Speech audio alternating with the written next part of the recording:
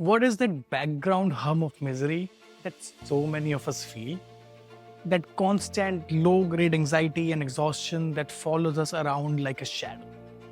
I need you to know that it's not just in your head, it's literally in your blood. It is the very real feeling of living in the middle of a chemical war. In our last video, we exposed the hijack, the trick our mind plays to keep us stuck. But what is the price we pay for that constant inner battle?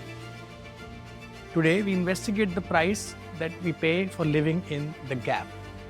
Chemical state I call the fog of war. My name is Aayush. When I was mapping my own inner world, one of the most painful discoveries was seeing how my inner struggle was affecting my energy and my relationships. As an architect, I had to understand this system, not just logically, but physically. My hope is to share with you what I learned. This is part 4 of our 6-part series. If you haven't seen the earlier episodes where we map out the inner war, I highly recommend you start there for the full context. The link is right up here and in the description. But if you're ready, today we are stepping directly into the fog of war. You will discover the precise neurological source of your daily anxiety and exhaustion.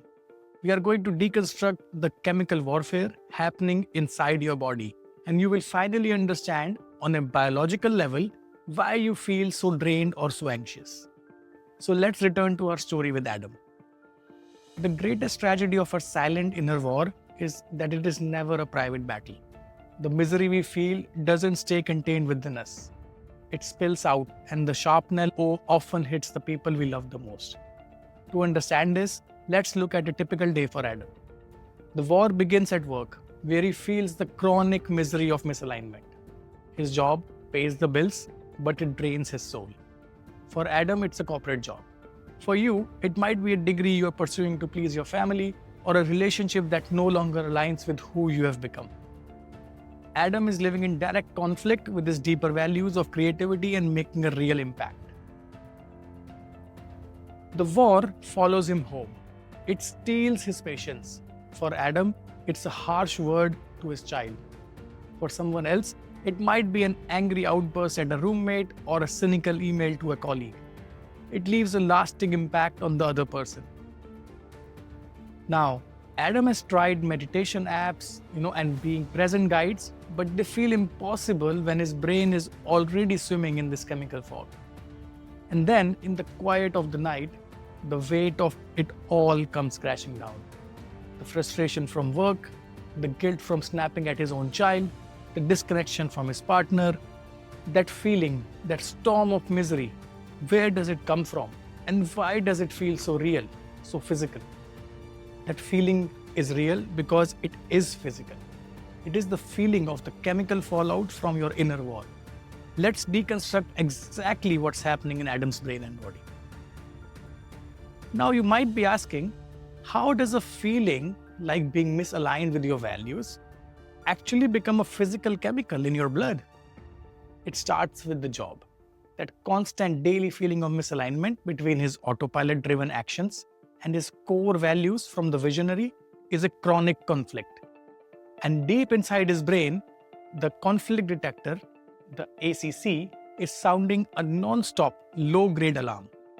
And what is this chronic conflict it's detecting? It's the very definition of the great mismatch. Your ancient survival-driven programming is constantly at war with the needs and values of your modern life.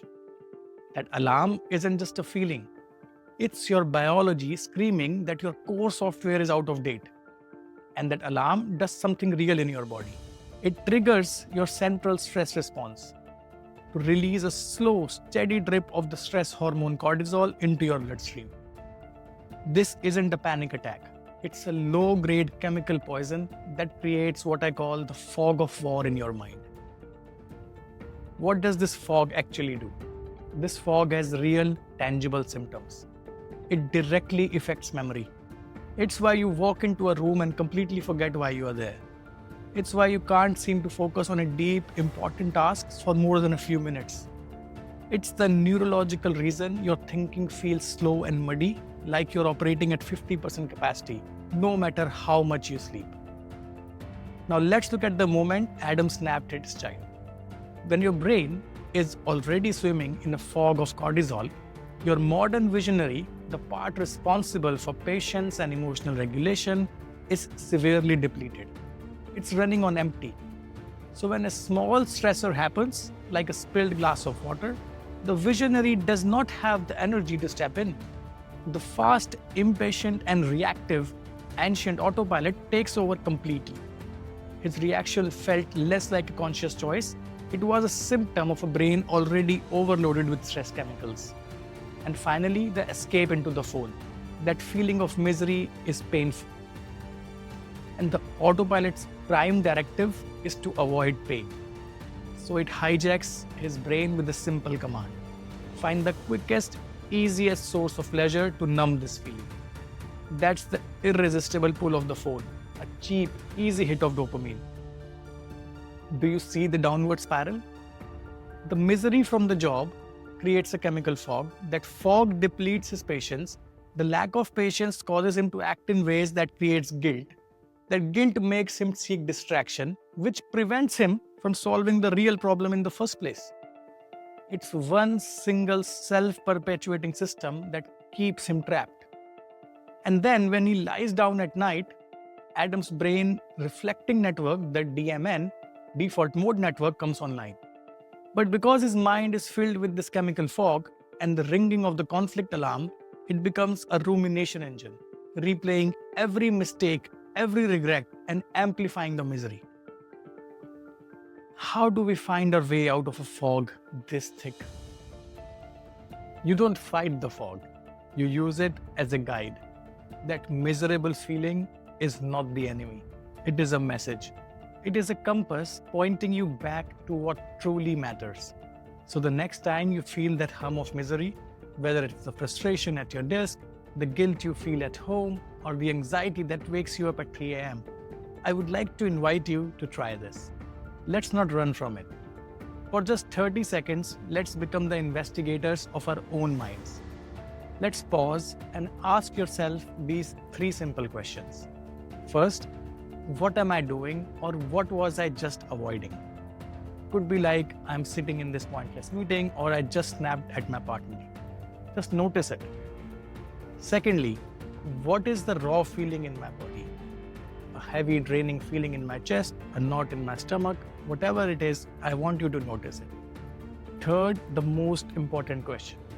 What does this feeling tell me what I truly want and value in life?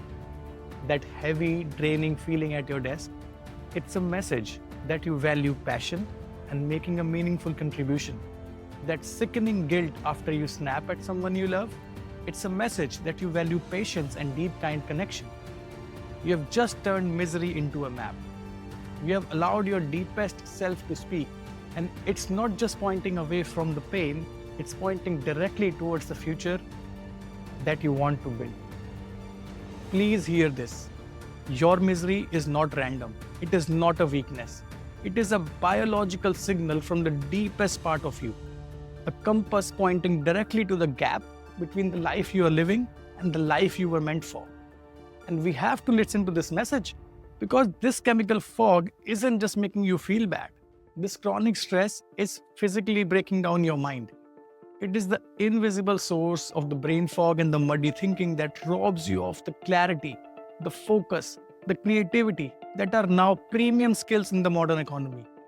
This is the ultimate stake of the war. So if fighting the fog only creates more misery, what is the alternative? Answer has been hiding in our map from the very beginning. The solution is not to fight harder on the battlefield, but to rise above it. What if there was a part of you that is not the autopilot, not the visionary, and not the alarm? A part that can see the entire battlefield with profound, calm clarity. There is. In our next episode, we will finally leave the trenches behind and we will ascend to the watchtower. Officially meet what I call the commander-in-chief of your mind. Till then, I'll see you in the next episode and take care.